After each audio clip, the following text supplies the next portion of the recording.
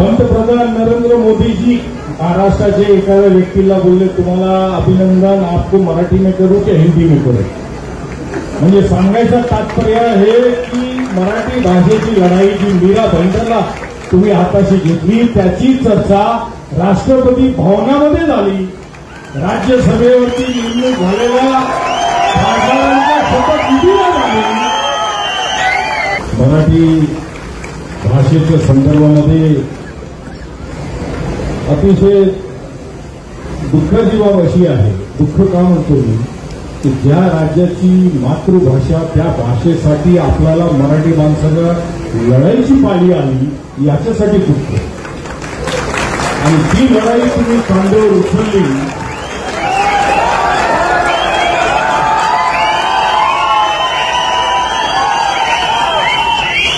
खरं म्हणजे कोणतीही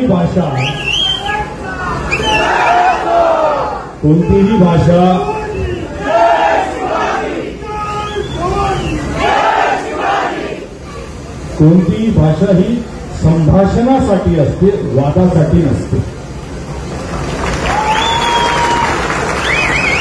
आणि ज्याला आपण पुरातन काळची भाषा ज्याला आपण म्हणतो आणि ज्याला मान्यता द्यायला केंद्र सरकारला ही वर्ष लागली, अशा भाषा आणि अशा भाषेचे मांडणारे, बोलणारे तो वर्ग, तो मराठी समाज, त्याला कुठेतरी दाबण्याचा प्रयत्न जेव्हा होतो तर ते अतिशय लाजवणारी बाब आहे या महाराष्ट्र राज्यामध्ये. आणि त्यावेळी तुम्ही जी आवाज उसळली आणि त्याच्यामुळे पूर्ण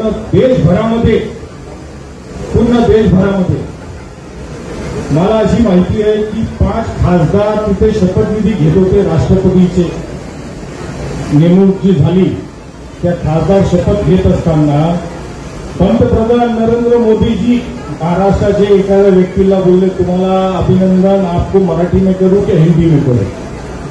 म्हणजे सांगायचं तात्पर्य हे की मराठी भाषेची लढाई जी मीरा भाईंदरला तुम्ही हाताशी घेतली, त्याची चर्चा राष्ट्रपती भवनामध्ये झाली. राज्यसभेवरती नेमणूक झालेल्या खासदारांच्या शपथविधीला झाली. याच्यापेक्षा मोठी लढाई मी नाही समजत तर कोणी असू शकते. राज्याला हिंदी भाषेनं जे काही GR त्यांनी काढलं होतं ते त्याला माघार घ्यायची पाळी आली. ही आपली यशाची पहिली पायरी आहे. आणि म्हणून आज तुमच्या वाढदिवसाला ही जी जनता दिसते ना, ते मराठीवरती प्रेम करणारे, राजेंवरती प्रेम करणारे, छत्रपती शिवाजी महाराजांवरती प्रेम करणारे, ही जनता प्रेमापोटी तुम्हाला शुभेच्छा द्यायला आलेली आहे. तुमचा केक कापण्यासाठी नाही. हा माझा लहानपणाचा मित्र आहे. मी मागील 5-6 महिन्यापासून खूप क्रिटिकल मला ट्रिपल जॉन्डिस झाला होता आणि ही माझी पहिली सार्वजनिक जीवनातली सभा आहे 7 महिन्यानंतर.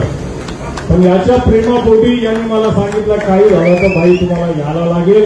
आणि म्हणून आमदार साहेब मी 5-7 महिने शहरात दिसत नाही. तुम्ही असं समजू नका की आम्ही हारून फटून घरी बसलो. आणि ते गमतीचा विषय, माझे सगळे महाराष्ट्रातले छत्रपती मित्र जे मराठे आहेत ते मला नेहमी म्हणतात, आम्ही छत्रपती मराठे मुझफ्फर हुसेन, तू आमचा आलमगीर, औरंगजेब नाही ना, आलमगीर नाही, मी छत्रपतीला मानणारा आहे. छत्रपती शिवाजी महाराज की